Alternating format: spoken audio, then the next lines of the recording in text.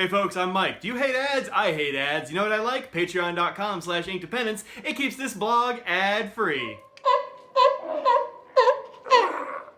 Hello and welcome to a very special edition of the Ink Dependence YouTube channel. Today I'm going to be looking at some pens that were loaned to me at the Philadelphia Pen Show. I got to get them back, so I've got to make some video because these are three pens that are very cool. So we will start out with a very ostentatious pen. By the way, these were loaned to me by my good friend Greg, who has a really awesome collection, goes to a lot of pen shows. I'm sure you've seen him around. Tell him hi. This right here is an ST Dupont Olympio in gold. Look at how shiny this thing is. It's pretty awesome.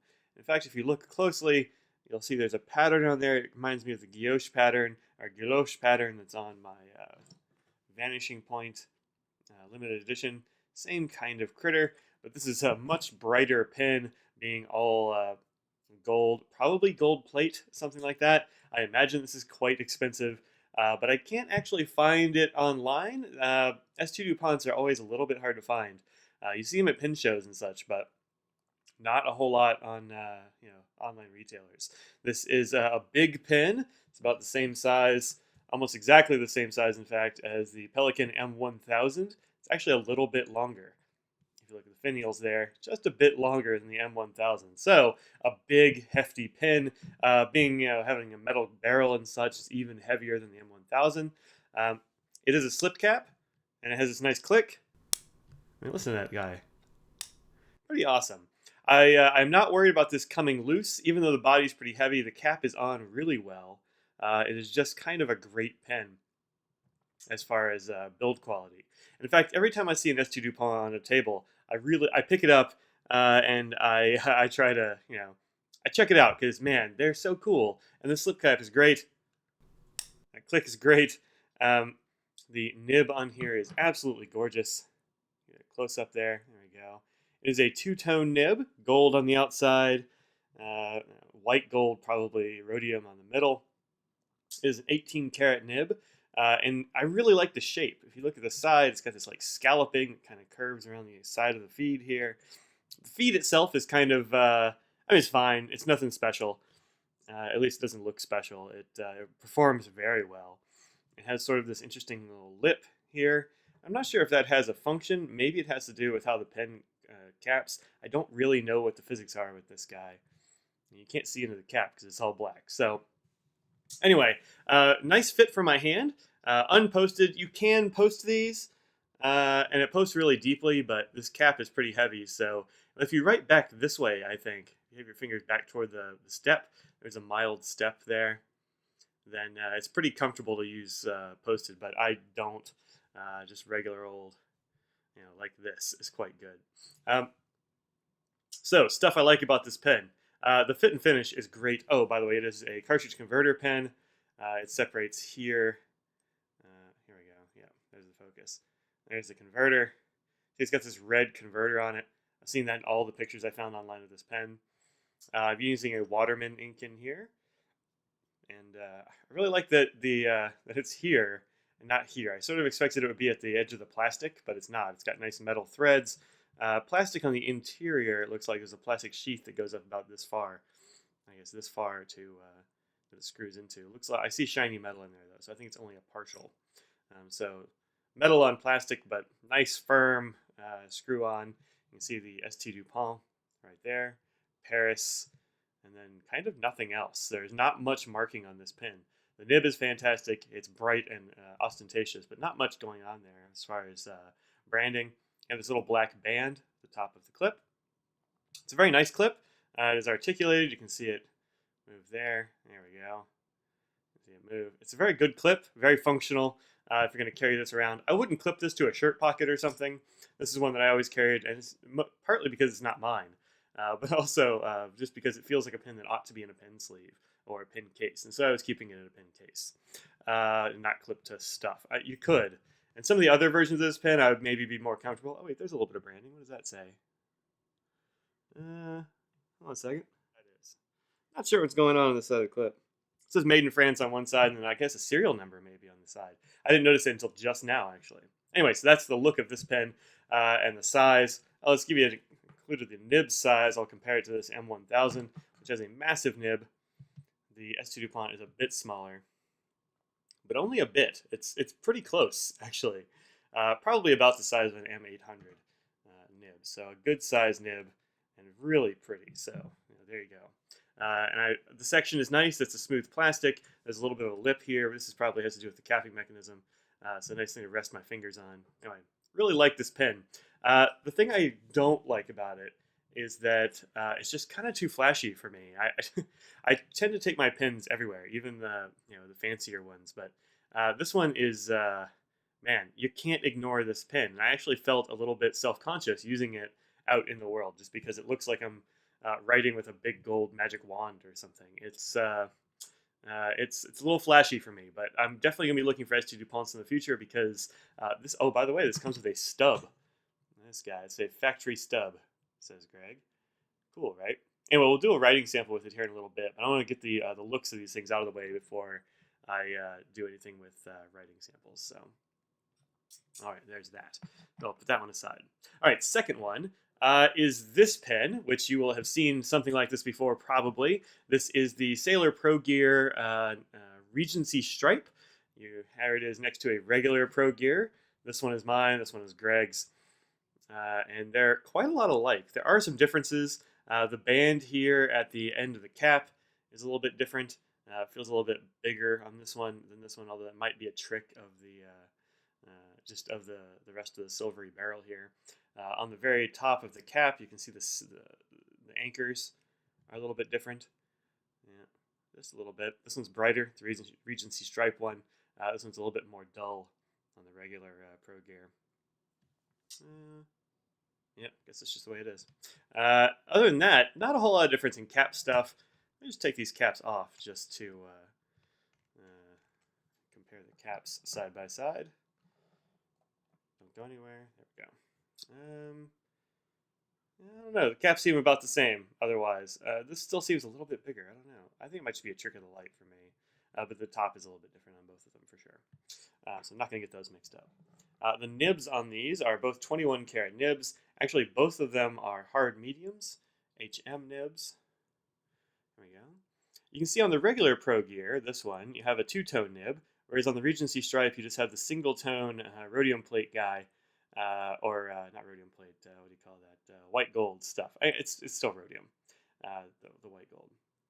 Otherwise, identical nibs, just different color option. I like the two-tone nib a lot. I think, though, with all the silver that's on this one, it would have been odd to throw some gold in there, too. So I totally get why they didn't. Otherwise, these pins are identical, and I'll just put mine aside here. They write just as you'd think a Sailor Pro Gear should write. The barrels are, of course, different. This one has this big rhodium, I don't know. I'm not going to call it an inlay or whatever, but it's like an overlay, I suppose, like a sleeve that goes over the thing. And then you see the end is actually quite a bit bigger, too. If you look at the ends of the barrel, much different design here than on the other. And this comes at a pretty steep premium. These are, I think, like $2 and change, $250, something like that. Last time I looked, this one goes for, if you can find it, around $600. So it's quite a big jump to have this this trim. And I couldn't find a whole lot of information about this one online. This is certainly a heavier Sailor pen. None of my other Sailor pens are very heavy. I have several of them sitting right here, actually. I've got two 1911s here, and I've got, well, the Pro Gear, and I've got another 1911, and I've got a 1911 large, and these are all very light pens. None of them are very heavy, but this one has quite a bit more heft than you would think for a Sailor pen, and it's because of this big metal barrel. Or at least metal on the barrel. Let me open this up. I actually don't remember if I've looked inside. I don't think it's metal all the way through. No, it looks like plastic in there, so not too surprised by that. This has the same kind of gouache pattern, or barley corn, I've heard it called before. There you go, in bars, sort of stripes. Yeah. And an interesting thing about this pen is that when you hold it, the weight is like right here. So I generally like my pens to be weighted here instead of here. This is an interesting in-between step that's all the way to here-ish, like in this area. This bit, not so much, but right here. And I think it's pretty comfortable. I do wish the section was a bit bigger. I always wish that in the Sailor Pro gears. I think just it could stand to be a slightly bigger pen. And when you post it, it posts the same length as the regular Pro gear, which gives it a nice bit of length, and I think it helps balance out the pen a little bit more. I kind of like it posted, so there you go. All right, I'll cap that one up. Third and final pen is this one, and I actually don't know how to say the name of this pen. It's obviously a Waterman, and I believe it's Carene or I'm gonna say Carene, Carene, and you see a lot of different patterns of this pen, but they all have in common the end, which is this kind of nice curve. Get closer, there you go.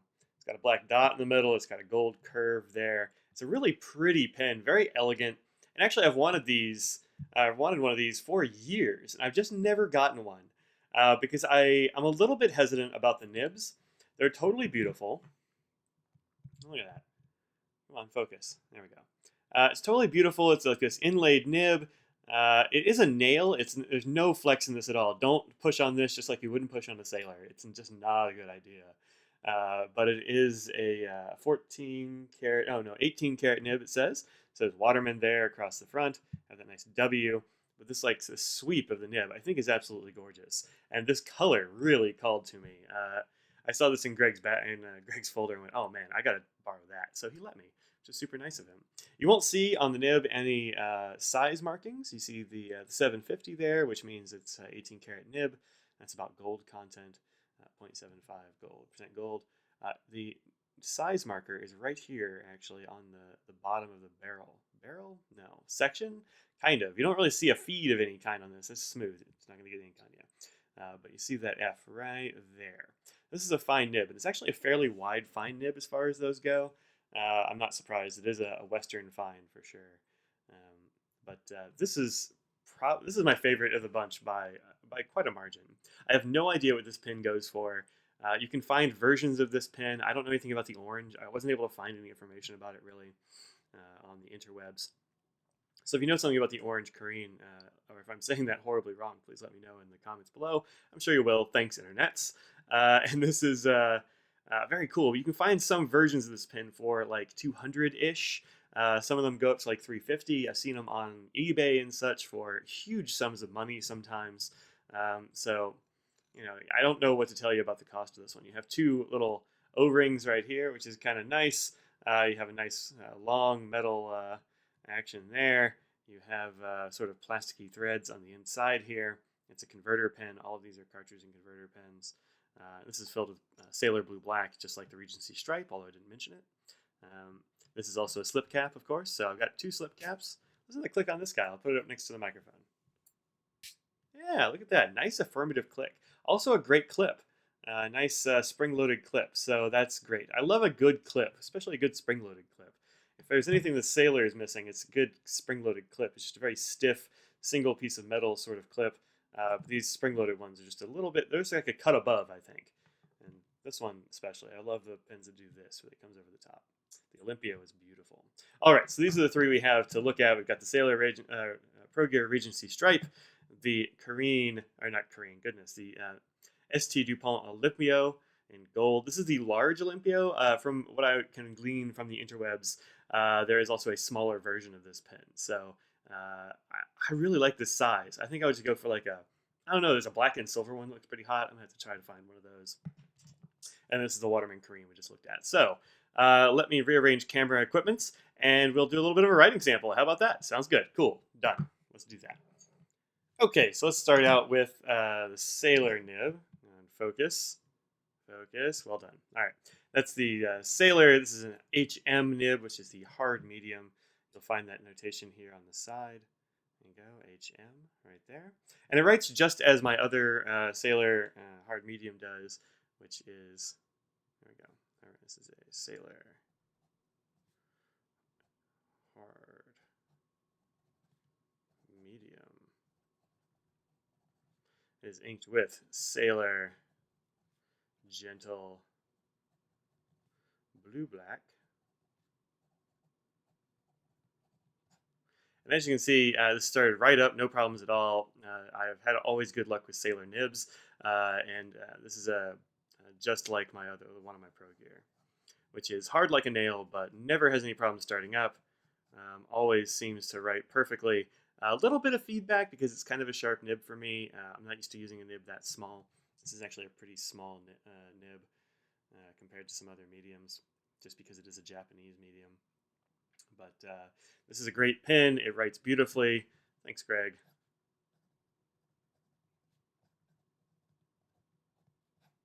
Yeah, like that. All right, so that's the Regency, Sailor Regency, and it writes like a sailor. So you should not be surprised by that. These next two are ones that I was a little bit, I didn't know what they were going to write like. So let's do the Waterman first. This is also inked with that same ink, that Sailor Gentle Blue Black. This is a Waterman Carene. Carene. Did I spell that right? Totally did. The Waterman Curve. It is a fine nib. We'll give it some little swirlies. Let's zoom in just a bit more because we can. There we go. And this also has had no problem with. Oh man, yeah, I zoomed in too much. It's going crazy.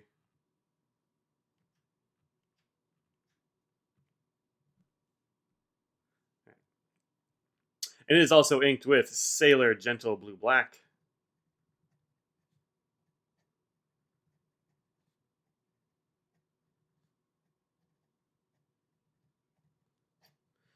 And also, like the others, no problems at all with with regard to starting up.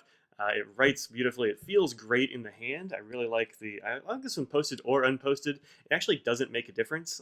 I've used it quite a bit both ways. I've been writing a lot of notes recently, and so I've been using my pens quite a bit. And this one has not let me down at all, and is one that I've used up the ink once and I think replaced. So there you go. This is Sailor Blue Black ink, which just kind of looks like a blue black ink. You're not going to be surprised by anything there. There's no particular shading or sheen or anything going on. This is a fine nib. It's not crazy fine. I think it's about the same as that Sailor Medium, actually. Let's write a thanks Greg here as well.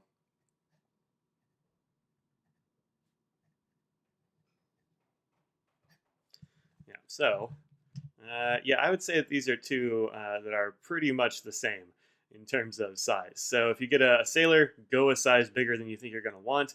If you're going for a Waterman, seems pretty dead on with other Western sorts of nibs. All right, so now for something completely different, this guy right here. Let's go ahead and zoom in some. Hopefully it'll do it. This is at ST Dupont Olympio. And this is, again, got a big stub on it. I don't think it actually says a size. No, it just says ST. Too close. All right, so let's give this a try. This is an ST right here.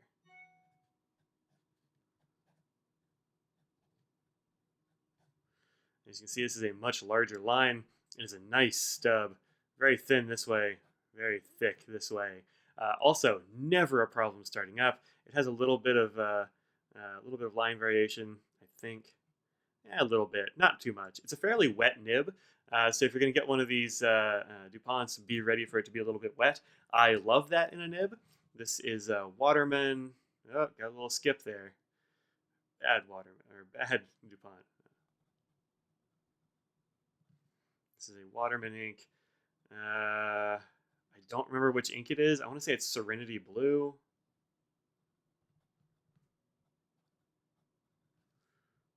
I think I actually checked and I didn't write down what ink it was, but it's the one that's like more purpley. It's not Mysterious Blue. That's got too much sheen. I actually checked, and I'm not sure what ink this is. I didn't write it down, but it's probably Serenity Blue. It's the purpley one. I don't want to get too much sheen or anything, any weird inks in here. It's a very nice, safe, usable ink, and this does just a really good job of giving me that ink most of the time. I've had a couple of skips here, but I think it might just be because I'm running out of ink. Let's see what's going on in here. Yeah, I'm kind of out of ink actually at this point. You can see right through it. There's a little bit there left.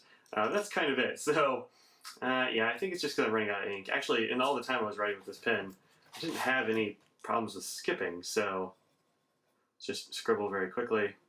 Yeah, no problem at all. Let's give it a thanks, Greg, up here.